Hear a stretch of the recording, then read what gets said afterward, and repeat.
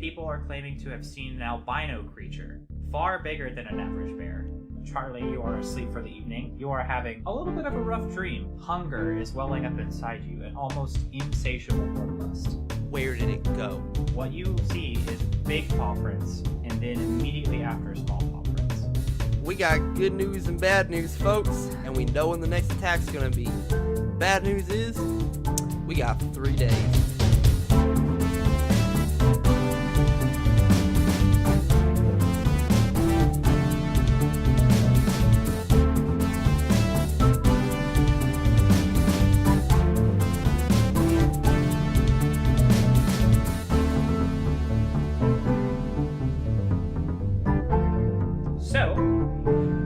Good coffee. It is the day of the hunt, which takes place at the full moon, of course, in the evening. So it is late morning, we'll say, by the time that you all get to good coffee and you go over the plan, which is, you tell me.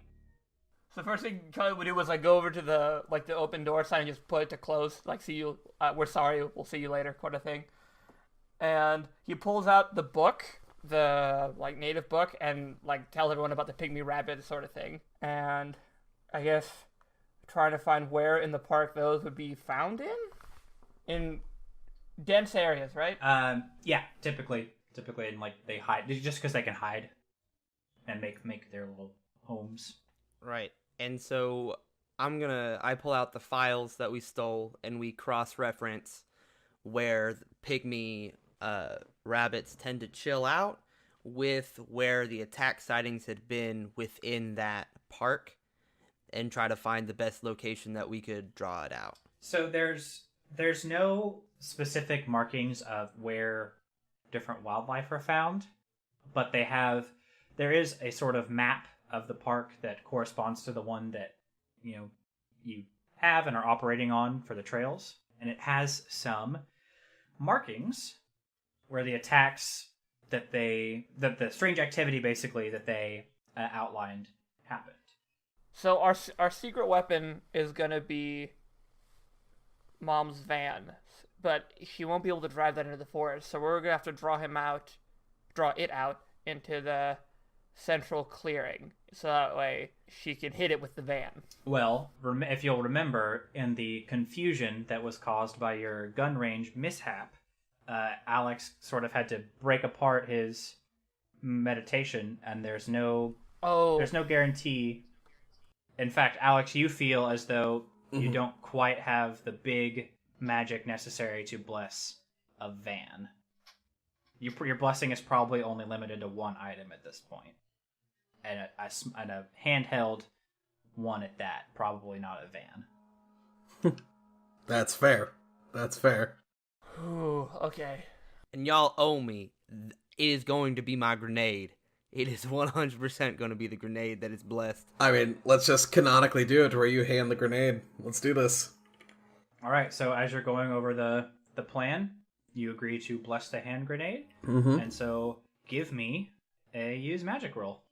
Okay. Oh yeah. That's 11, baby. You did a very good blessing. Thank you. The magic works without issues. Choose your effect. It's super good. So there's an effect that is enchant a weapon. It gets +1 harm and plus magic. Yeah. So that's a holy hand grenade now, baby. It is a holy hand grenade indeed. Thou must count to 3, not 2, and 4 is right out. 1. Thou shalt count to 3, but no higher, and no less. 4 is right out. Thou shalt not count 2, excepting that then thou immediately proceed to 3. We're gonna be able to get the park rangers away from the central clearing at a certain point, but there's still a chance that some of them aren't gonna fall for it, using things, and we are going to be there fighting it. And somebody may show up. So here's what I propose.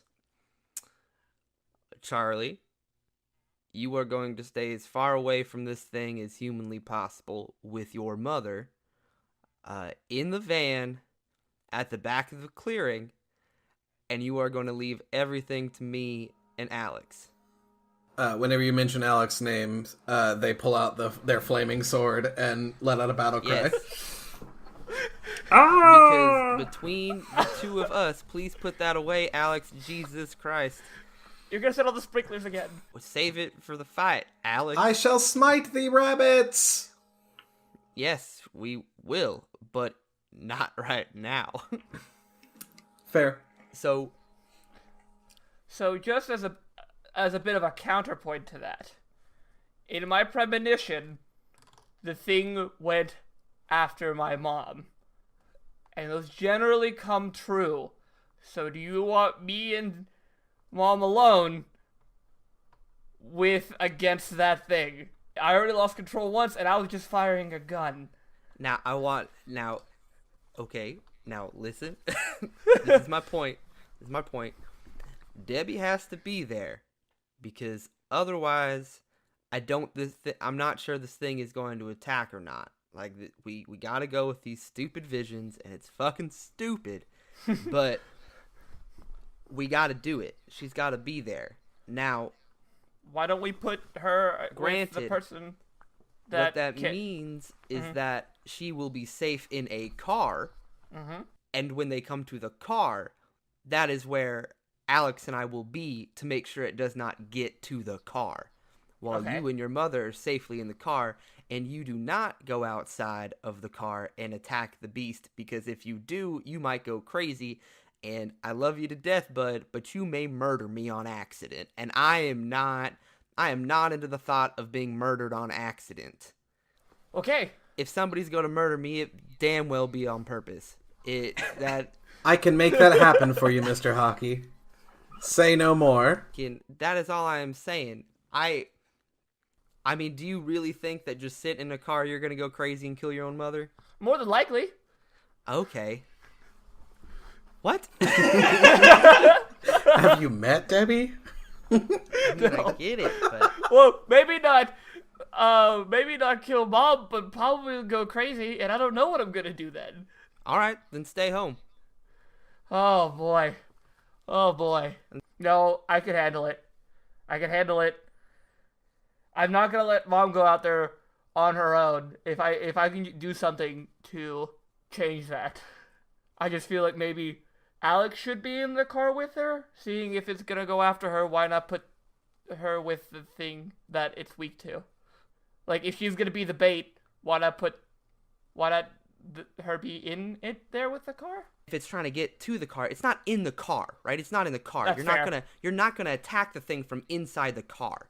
No. Well, Alex and I are going to be outside of the car, attacking it. Alex pulls out the sword again and just screams at the top of their lungs, "The sword thirsts for bunny blood!" Debbie, you're just going to drive us there, and you're going to sit in the car, and you can put on your favorite Christian radio station. Oh, well, I'm listening to one of those audiobooks right now about Mr. 50 Shades of Grey. But, maybe it's not a good time for that. Can I make a request to be the Christian music station, please? Oh, sure, honey. I didn't know you were into that. That makes me so happy. I think a little bit more than that audiobook. It's all the same deal. Oh, whatever you want. I don't know, Charlie. I'm learning an awful lot of very useful things from that book right now. Oh my God. Oh, I didn't realize you were reading tactics. that. You told me about it at the library. It's good. It's good so far. To the van. There's a lot of confusing things. Let me know if you have any questions about anything, Alex. So do you think it's really worse inside the van with that audiobook? I think that you're going to be fighting a monster of your own there, Charlie. I'm so glad I'm going to be fighting a monster while you'll be listening to 50 Shades of Grey with your mother. Not 50 Shades of Grey. Christian rock. That's what my son wanted to listen to. Little Charlie wants to listen to some Christian rock. I'm so happy for him. I would love it if we fast forwarded from this conversation. Yeah, let's get to the park. Let's do it. All right, so you head to the park. Wilson radios in. Presumably, you're going to keep in contact with him, right? Right. Yeah. So he radios in and is like, All right, Hawk. I think it's all clear. Pike managed to get the Rangers out of the park. I don't know what he did, but you shouldn't have any problems. Now that tracker you placed, it hasn't moved a ton in the last few days, just minimal activity. So I haven't seen anything strange, but that tracker you found is it's up by there's a small clearing from what I'm seeing by actually close to where the ranger station is. So you'll need to make your way up that way first. We can drive there. Yeah, there's that service road that goes up there, so you can get the van up to the ranger station. So there is a lock on the gate. It's just like one of those gates, like it like swings open. It's just kind of one little bar, but there is like a chain and a padlock on it. But it's very rudimentary. What kind of crazy tech does Hawk have with him that would help him get through a lock? Oh no! I think as we get closer to where the place is, Hawk and Alex get out of the van and they walk beside it, one on each side. And then we get up to the gate. I move it a little bit and clink, clink, clink, clink, clink. And then I look down at the lock, and then I look at Alex. Alex pulls out the sword. And I put my hand out like, go for it, bud. All right. Alex goes for it, bud. All right. So you kick that lock's ass. Yes, I did it. Oh, I got to roll to see if I did it, I suppose, don't I? No. Okay. Since it's not threatening to inflict harm on you in return. That's fair. It's not a roll. I do have a flaming holy sword. So you slice right through that lock in a very obvious manner. It's like, fuck you, park rangers. And you are able to get the gate open, and you are able to make your way relatively undisturbed up the rest of the service road until you get by the ranger station. That's where the clearing is, where the tracker's around. So Wilson gets on the radio and says, "All right, you're at the ranger station. From the ranger station, I'm seeing a clearing a little bit to the northwest. It looks like it's along that TNT trail, just slightly between that and the Frigid Air trail. There should be a small clearing somewhere between those two trails. And it's not drivable. So you can kind of make your way along this path, the TNT trail. It's going to take some maneuvering, and you're going to have to go very slowly because it's like a double black. It's like one of the hardest trails in the park. It's very there's some very narrow bits, and there's quite a bit of terrain. All right, and I tap on the window. Oh, hi. All right, so what I'm going to need you to do is back up the van to where the back of it is facing the trail that Alex and I are about to go down into. And then Charlie, this is the closest I'm going to allow you to get to the action. You are going to stand near the back, because luckily we put most of the seats down. You are going to open up, if we come running, and I'm yelling at you to open up the back of the van, you open up one of those doors for us to jump in, because that means we're probably about to get eat, not my cup of tea getting eaten. Got it? Yes, sir. All right. Well, all right, Alex. It's Wabbit season. Wabbit season! Charlie opens up the door. Actually, ducks are in season right now. You close the fucking door right now, Charlie. I gave you one goddamn job, and that is to not open that door until I tell you to. Sorry. Shit, teenagers. So you make your way down the trail, you and Alex. It's about, we'll say 3 or 4 minutes until Wilson comes back on and is like, all right, I see your location.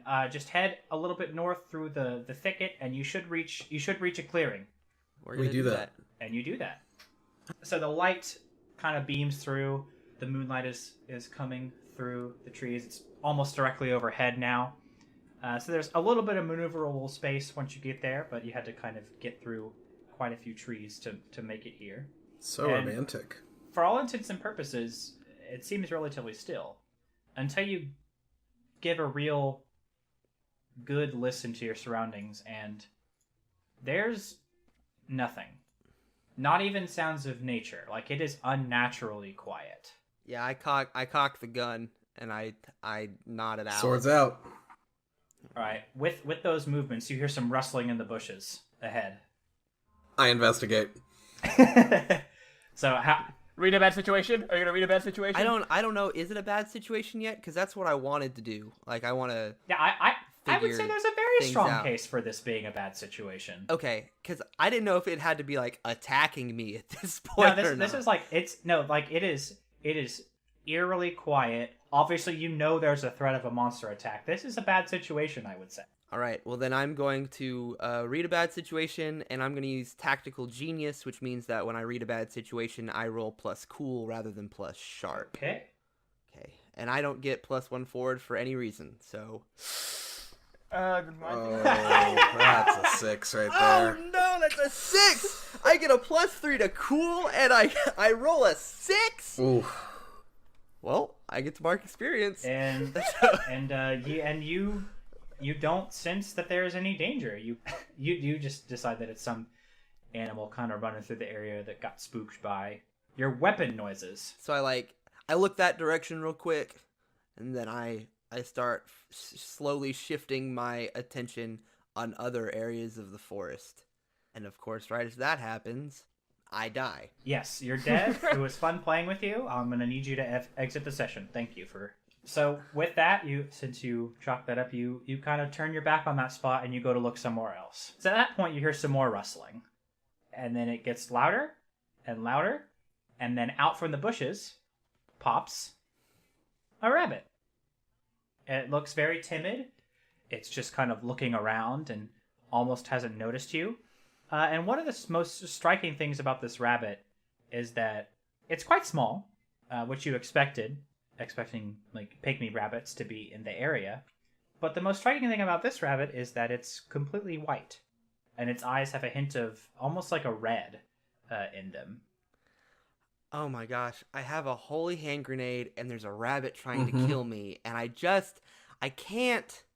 God, the temptation. The temptation. What do you do when faced with this weird rabbit? Well, I know exactly what that thing is. I point my gun at it and I'm going to shoot. Yeah, Alex Okay. is pretty gung-ho about this too. All right, so then it is time for you to kick some ass.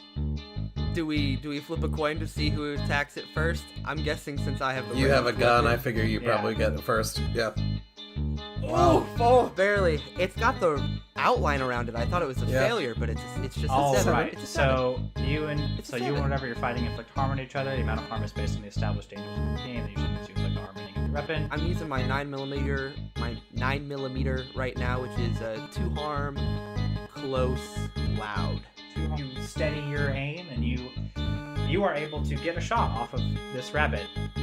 And almost as soon as you pull the trigger, it starts sprinting at you. The blow glances off of it, and you can tell that you've definitely hit it, but it starts running, and as it runs, something happens. The rabbit starts changing.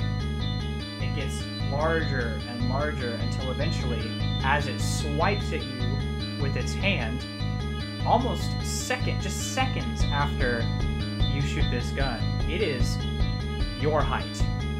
And big and muscular, huge claws develop. And as it swipes, it catches your arm. And you take 3. Hey everyone, Austin here, your friendly neighborhood keeper of monsters and mysteries for this little adventure. Thank you so much for listening to Charlie and the Monster Factory. We really hope that you're enjoying it. Just wanted to jump in here with a few quick announcements. First of all, again, thank you so much for listening. If you're coming to us from PodCon, 1, it was lovely to meet you, and 2, thanks for coming by the table and giving us a shot. We had a great time at PodCon. We met a lot of great people and really got our name out there, and we appreciate all the support that we've gotten. Thank you so much again for everyone that came out and made that event just so wonderful to be at. If you like the show, consider telling a friend. We don't advertise the show. We went to PodCon to spread our message, and we'd love for more people to hear what we have to offer with the show and other shows on our network. make sure that in doing so, you follow us on Twitter. We are hosting a special Twitter giveaway. If we can get 250 followers for the show, that's at CharlieMonPod on Twitter, we are going to give away some of Hannah's art.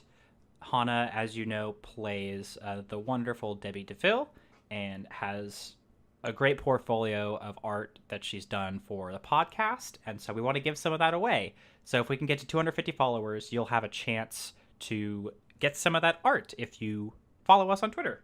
I think that's it. Please enjoy this, the last episode of this arc of Charlie and the Monster Factory. The exact date for the next episode is going to be February 14th, at which point we'll start a new adventure. So thank you so much again for listening. Let's get back to the action. Oh, shit! Alex, you're up! So because the gunshot went off, Charlie and Debbie, even over the audiobook that you're listening to. Not audiobook! Christian rock! over the Christian rock that you're listening Oh, to. God. It's an awesome. You hear a gunshot ring out in the distance.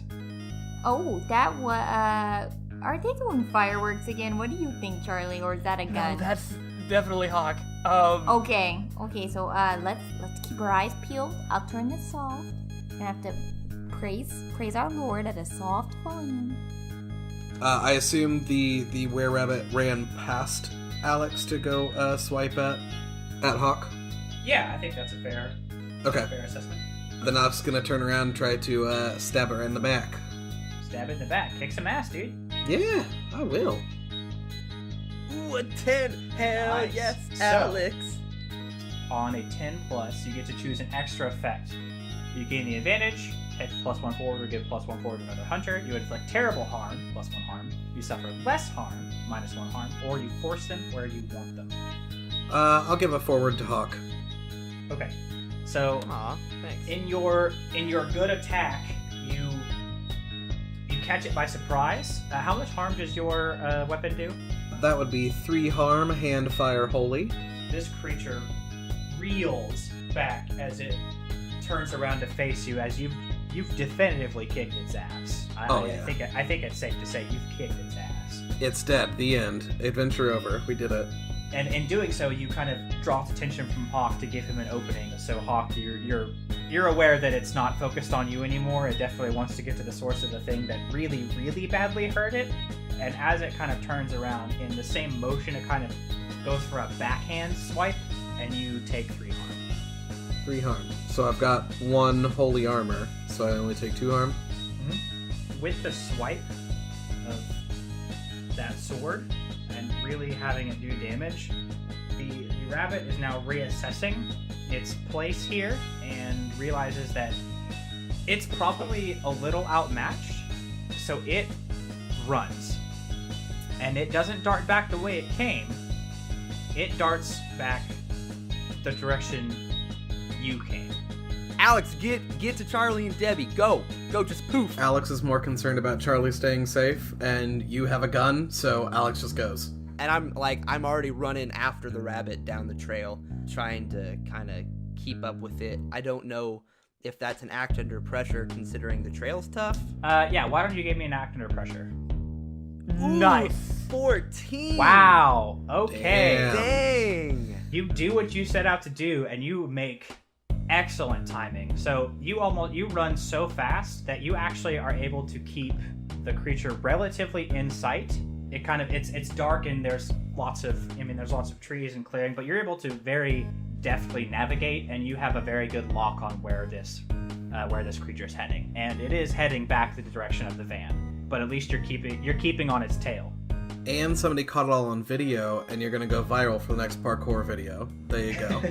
Yeah, can you just see like hopping over dead logs and stuff, and like notice a slight clearing off the path, and I'm like 1 level above it. It like goes through a thicket, and it pulls back a branch to like snap it back and hit you, and you just do a dive roll out of the way, and you land.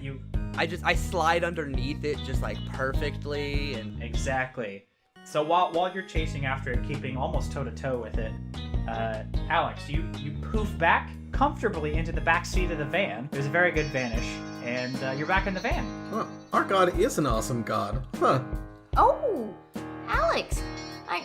Well, of course you think so. Mr. I know God personally here. Yeah. Say, how's the thing going? How's the hunt?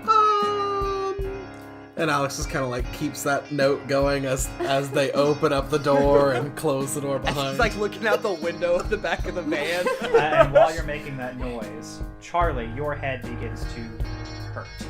Very suddenly and quite sharply. Okay. Am I losing control? You're not losing control yet, but it is pretty like it's pretty sudden. It's not gonna like affect your ability to do anything immediately, but it is. You can almost guarantee that it's due to what's happening. I feel like Charlie just kind of like looks up at them and is like, it's close. Oh, are you okay, dear? No, definitely not. And Charlie looks up and looks at the back behind the window and see if he sees the rabbit yet. I like it. Why don't you read a bad situation? Plus sharp. Do I get a +1 forward for this? Is it related to premonition, or is that only to just to prevent it from happening? I think because you're trying to assess the situation and not immediately act. I think this is going to be straight up. Oh, Okay. Okay, so you hold 1. So you can spin your hold to ask any of the following questions. Okay. Best way in, best way out, any dangers you haven't noticed, what's the biggest threat, what's the most vulnerable to me, and what's the best way to protect the victims. What's the best way to protect the victims, i.e. Debbie? Yeah. The best way to protect the victims is simply to make sure she is not there. And actually, Charlie, you feel like it's best if you separate yourself from her in addition to that. Charlie looks over to Debbie and, Mom, floor it. Oh, okay. And as she floors it, Charlie opens up the back door and kind of rolls out. Okay, you roll out. Excellent. At that point, do I see this happening? Am I running through the thicket as they're driving off and Charlie rolls out of the car? It's weird how it worked out. It's really, really fantastic timing. But as soon as Charlie kind of rolls out of the van and Debbie floors it back down the service road, the trail down to the service road, the rabbit the rabbit of Carabanog, as it were, very shortly after Hawk pierce the veil of the thicket and appear on the trail. The rabbit, seeing now that its path is kind of being blocked, it hesitates a little bit, and then it looks directly at you, Charlie, and your head is like throbbing. Charlie might start to give it a little bit at this point, being exhausted and it being here and it being causing its pain. I feel like Charlie takes out the pocket watch in his right hand and just kind of with his hand kind of like his left hand stretched out forward towards it, is gonna start walking towards it. Alex, make it stop, freeze it, trap it, stop the damn thing. One of the effects of use magic is trap a specific person, minion, or monster. So I could just use magic to trap it? Okay. Is that? So, I think that's good. I think as you're sort of trying to muster the power to do so, you feel the rage inside you swelling. And normally, like with heightened senses, it's pretty clear what the cause of them is. Like why is your adrenaline running? Who's the cause of this? What is the most immediate threat? It's not abundantly clear where these feelings are stemming from at this point. And you look between the monster and Hawk standing right beside it, and Hawk almost seems like a good enough target as any for this magic. Oh boy, yeah. Mechanically, the darkness inside you is compelling you to attack Hawk instead. Now, reminder, you can do that and get experience. You cannot do that, and you successfully sort of, repel the darkness. You just don't have access to your powers for the rest of the fight. I think Charlie would resist. I don't think he would hurt Hawk. I think the idea of hurting Hawk would be one of the people that's been there in Charlie's life. I don't think he'd hurt Hawk. So you successfully resist, and you kind of snap back a little bit, and you focus your magic on the monster. So go ahead and give me your roll. Here we go. +1 forward. I would say this counts. Nice. Cool. All right. Damn. So the magic works without 11. issues. Choose your effect. Does he get the magic? Is he allowed to, since you said no? This would be the resistance of the effect. So I think like channeling the spell where he wanted it to works. You had this, and now you have nothing. So Okay. imagine it like he's charging up his like big Kamehameha wave, and at the last second he kind of redirects it. That's what I'm imagining. So magic was there, he let it loose in the right direction, but that's it. That's all you have access to. The way I kind of think I want to make this look is that as he's like choosing between him and Hawk, he finally like snaps out of it in the last second, and he kind of moves his hand down in front of the rabbit, so that way like gravity's almost increasing on it. It's getting heavier to Okay, you cast this sort of curse on the monster. It can still move, but it's not going anywhere. Like it starts feverishly slashing out all different directions because it knows it can't really go anywhere. It's trying so hard to move and it doesn't know why it can't, but effectively it's got a very like, we'll say it's got a 5-foot sphere range of movement, and that's really it. It's almost physically impossible, very difficult for this creature to go anywhere. Is its mouth open? Yeah, it is screaming as it's slashing out. It's flailing quite wildly as it tries to figure this out. I take the holy hand grenade out of my jacket. I kiss it and I say, "All right, Francis, do your work." And I'm gonna try to get that grenade in its mouth. That's what I'm gonna try to do. Is I run past it. So you're running past it to try to get. Yeah, so I'm like next to it, right? And I get the grenade out, and I since it's frozen, I'm able to catch up to it now, right? And then I want to get to where its mouth is, and I want to get the grenade inside of its mouth and run away. I'm gonna say this is a kick some ass because you're using a weapon on it and you're kind of getting in the close quarters. So you're going to suffer some harm as it kind of wildly slashes and it flails. So go ahead and give me that kick some ass roll. And I'm gonna use my +1 forward from Alex's. Right, yeah. So it's roll. because it was running, it was focused on Alex, and then Charlie. It is not really focusing on you. So I think this is a good time to take that into effect. That can't. That's literally just not no, possible. no, You got yeah. a 0. Yeah, just everyone- die instantly. To everyone listening, he rolled a 0. What the actual formula shows on the bottom for me, it says 5 + 1 + 3 + 1. ++1. +1. So it's a 10? So it's a 10. So Okay. it's a 10. Okay. Yeah. You All get right, it's a 10. I Whoa. did it. So you get to choose the extra effect. What extra effect would you like to choose? I am going to I was inflict about to terrible say, harm. yeah. That feels it's gotta that feels Yeah. the Exactly most what I'm going relevant. for. Obviously, you've already gotten the advantage, and it's definitely already forced where you want it to be. So And so, grenade on its own, it's 4 harm, close area, messy, loud, plus the 1 harm that we get, For blessing it. yeah, and plus magic, and then inflicting terrible harm, so that's 6 harm in its fucking face. so Chow time, motherfucker! you plant that sucker in its gob, and I think because it's so panicked and it's wildly lashing out, it reflexively swallows, and it's almost taken aback. It like, and that grenade disappears into the digestive system of the monster. And as it's sort of still wildly, it catches you with one of its claws, and you take 3 harm. But -2, right? So that's Yeah, it's only still one. -2, so I still only... Still 1. And and then it starts to it goes from like wildly flailing into it's trying to run.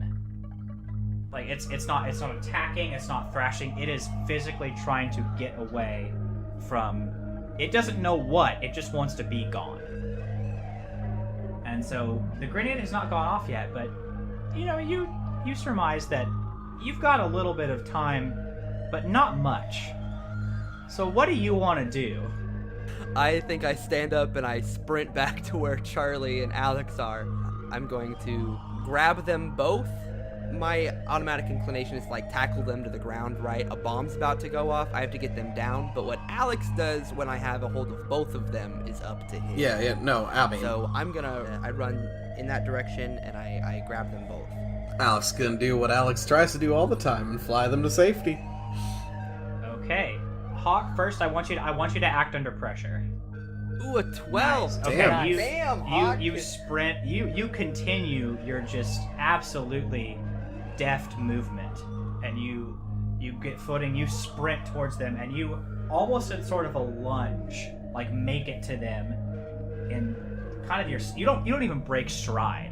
Like you just extend your arms and you've got them now. So that is totally works out in your favor, and you are all together. As that is happening, Alex kind of tries to roll the two of them to where Alex is underneath both of them and tries to fly a fair distance away where Alex can see, but we can still see the aftermath. So one of the things that your angel wings do, you can go instantly anywhere you visited before, and obviously you have been to this area of the park. So Yeah, I want to go like up on the next top hill so like we can still see what happens, but get out of the blast range still. all right, give me that roll. Well, that was a 7, like usual. Okay, this is what happens. You fly away, and as you sort of disappear, your load feels a little lighter than you bargained for. You and Hawk make it to the hill. Cool. Charlie, you actually have not gone anywhere. Oh, poo. Okay. So it's almost like Alex tried to kick off the ground and then just didn't make it with you. So you actually have not gone anywhere, and there's this flailing, panicked monster in front of you. What the fuck, Alex? I need to run. Charlie's running. Act under pressure. Yeah. As soon as we get there, I am running Nice. back towards Charlie. With a 10, you set out to do what you do what you set out to do, and you sprint. I think Charlie would head for like the thickest part of the forest and try to get as many trees between him and the bomb as possible. You have just a matter of seconds, but you get your footing, you sprint, and you almost dive roll behind an area where you can then get behind some trees. And just in time too, because as soon as that happens, Charlie, you have taken cover. Alex, you look very confused, and Hawk is running back to where you just were. There is an explosion. A beam of light pulses outwards in a ring and upwards straight into the air, and then sort of almost implodes, and then you've got your typical sort of mushroom cloud looking. It's faintly sparkly almost. It's against the night sky. It's very clear to see where this happened. The whole forest, just this wave of coffee scent pulses out from the blast radius. There goes all our special effects budget. As Debbie smells it listening, because she's clearly switched it back onto the audiobook of 50 Shades of Grey. So I'm at the bottom of the van listening to this very sexy audiobook. And you hear this poof, and then after a few seconds, a wave of like light almost kind of streaks its way past you, and as you look in the rearview mirror, you see this beam of light up in the air, and then some sparkly magical clouds sort of dissipating in the area. Oh, it's Our Lady of Guadalupe. Ay, Dios mío. All right, so Charlie, as you peer back from behind your cover, you don't see anything. There's no monster. There's just kind of some wreckage, a small crater perhaps, a couple of bushes and trees that have been disturbed, knocked over, but for all intents and purposes, the monster is gone. And you confirm this fact by the fact that your head doesn't hurt anymore. Whew. Okay, Charlie kind of leans up against a tree and just kind of slides to the bottom, slides to sitting down, and he pulls out his phone and dials Mr. Hawk. You don't have to do that, because before you finish dialing the number, Hawk kind of appears, running back down the trail. Yeah, Alex flies back too. Charlie, you okay? Shit. I don't think we're gonna eat the Excedrin anymore. I turn around and I punch Alex in the face. Alex takes it. Does like the fist just kind of turn into Alex's face, his expression just stays Pretty the much. same, as if nothing's happened. You take one harm from that, but because you've got your armor, it really doesn't. Holy armor, baby. Yeah. There is a hierarchy of people that you need to protect, and I'm at the goddamn bottom of it. Do you understand that, you stupid angel? You had more to grab onto. I didn't mean to let him. Trust me, I would have much rather left you here. No, I would have much like. I'm so glad we're on the same page right now. I don't. Jesus, just. God, Charlie, you okay? Mr. Hawk, you should have seen the roll. I'm gonna do great at Ultimate Frisbee Triumph. Yeah, there's no. I mean, you're not supposed to roll on the ground. It's called laying out. You flatten out your body. You land on your stomach. It impacts the blood. We'll talk about that later. Okay, Alex, take care of him. I'm gonna go investigate the aftermath, I guess. Did Charlie take any harm at any point? I don't think he did, right?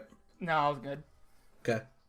It's gonna go back and check it out, but I'm assuming there's nothing considering what you Yeah, described. there's a crater. There's not any blood or gore. There's this crater with some twigs and branches that have been kind of strewn about. Some bushes look a little bare and worse for the wear because they had their leaves blown off from the impact. But other than that, it seems like the monster's just gone. Well, then on the way out, I'm gonna stop by the ranger station and see if I can get Debbie's phone back. Okay. Yeah, I think that's great. You go back to the ranger station, you do some poking around, and you manage to get inside and eventually find the phone in a desk. It's a locked desk, but the key was just in a different drawer, so it didn't really do what it was supposed to do. You have that phone back. You are able to leave and reconvene. Where are you going? I have to file reports, is what I have to do. So Hawk is 100% going back to Fort Silacum. It's like 1 or 2 in the morning at this point. Are you? Yep, that's all right. where I go instantaneously. That's me. I mean, they can do. How about some hot cocoa? Actually, can you?